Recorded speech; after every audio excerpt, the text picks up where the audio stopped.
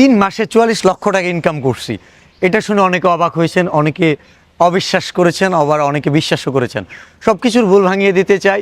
এবং আমি এই ভিডিওটা করার উদ্দেশ্য হচ্ছে গিয়ে এই যে সরসব বিল্লাল যে বলছে আপনাদের সাথে তার অন্য কোনো গেম ছিল না, আপনাদের সাথে মিথ্যা বলার কোনো উদ্দেশ্য ছিল না। সত্য সবসময় সুন্দর হয় এবং সত্য প্রকাশ করতেই আমার প্রশান্তি লাগে। তো আমি যে 3 মাসে 44 লক্ষ টাকা ইনকাম করছি সেইটা আমি আপনাদের এই মুহূর্তে দেখাবো টোটালি। আমি স্ক্রিনশট চাইলেও দিতে পারতাম, বাট সেইটাও অনেকে বলে যে এডিট করা যায়, যে কারণে আমি আমার একদম পেজের ইনসাইডে পে আউটে চলে যাচ্ছি এবং আমি লাস্টের যে ফিনিশিং, কেন আমার এটা বলার উদ্দেশ্যটা কি সেটাও ক্লিয়ার করব। চলেন আমার ফেসবুকে চলে যাই। এটা হচ্ছে আমার ফেসবুক, এই হচ্ছে আমার পে আউট। এই যে ফেসবুক আইডি, আবার বলবেন অন্য কারো পে আউটে দেখাচ্ছি কিনা। এই যে ড্যাশবোর্ডে গেলাম, পে আউটে এখন অনেক কম, এটা নিয়ে বলতেছি। লাস্ট 3 মাসের ছিল, যেটা জানুয়ারি, ফেব্রুয়ারি, মার্চ। আমার প্রথমে চলে যাই জানুয়ারি, কোথায় আছে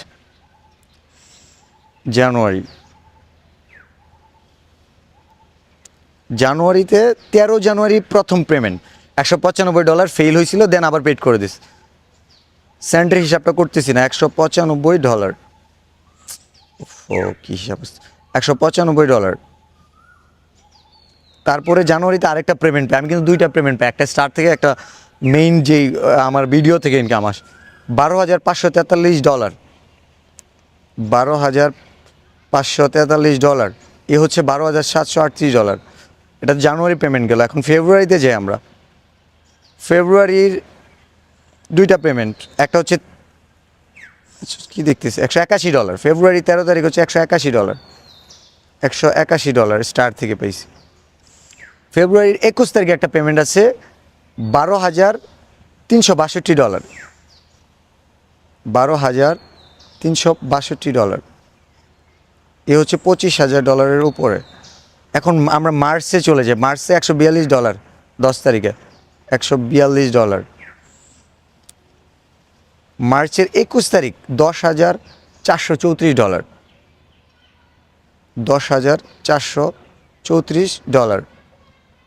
এই হচ্ছে $35,857। ওফ, ডাবল হয়ে গেল, ভাগ 2, $35,857। আমরা ডলার রেট 121 দিয়ে গুণ করি, 43,38,697 টাকা হিসাব অনুযায়ী। তাহলে বিল্লাল যে 44 লাখ বললো, এখানে তো 43 লাখ। বিল্লাল কি ভুল বললো, মিথ্যা বললো? না, এমন না। আমার কিন্তু আবার ইউটিউবে একটা আর্নিং ছিল, আমি ছোট্ট করে একটু দেখাই দিই, যদিও আমার এইখানে এটাতে টাচ আছে কি না মনে হয় নাই। ইউটিউবে আমার একটা পেমেন্ট ছিল, ফার্স্ট পেমেন্ট $160, দেন $126 ছিল। ওইটা হয়তো আমার ইউটিউব ভিডিও পাবেন।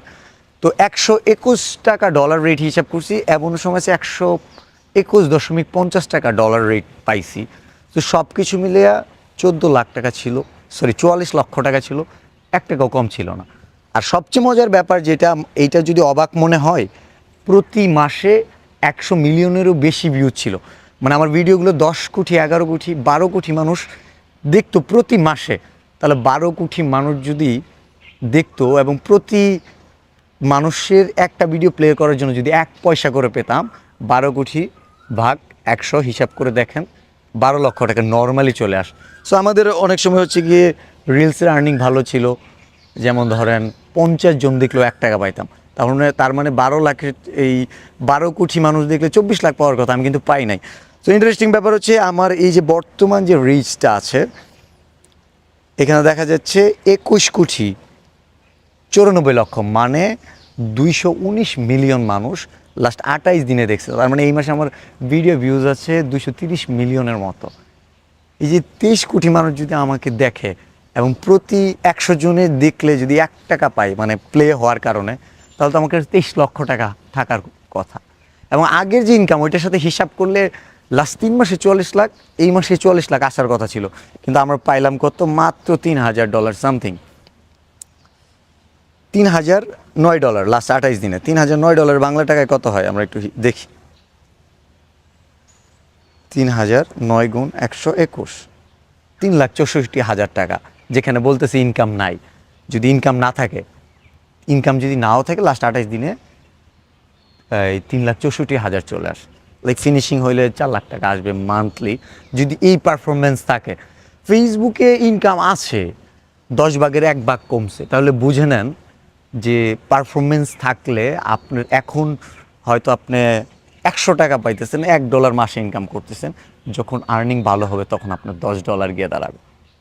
সো সবার ক্ষেত্রে আনুপাতিক হারে বাড়বে এবং যখন কমবে সবারই কমবে। আর ফেসবুকের আর্নিং এমন যে থাকবে তা না, ফেসবুকে আর্নিং বাড়ার পসিবিলিটি আছে। মার্কেট প্লেসের আপস অ্যান্ড ডাউন আছে, অনেক স্ট্র্যাটেজিক্স আছে। আসলে খারাপ সময়ে বেশি দিন থাকে না, ভালো সময় থাকে না, সময় পরিবর্তন হয়, মানুষই বদলায় আর সময় তো বদলাবেই, তাই না?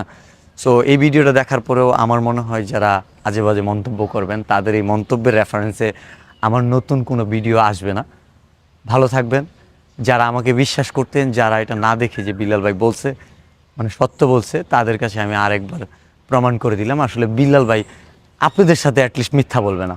ভালো থাকবেন, আল্লাহ হাফেজ, আসসালামু আলাইকুম।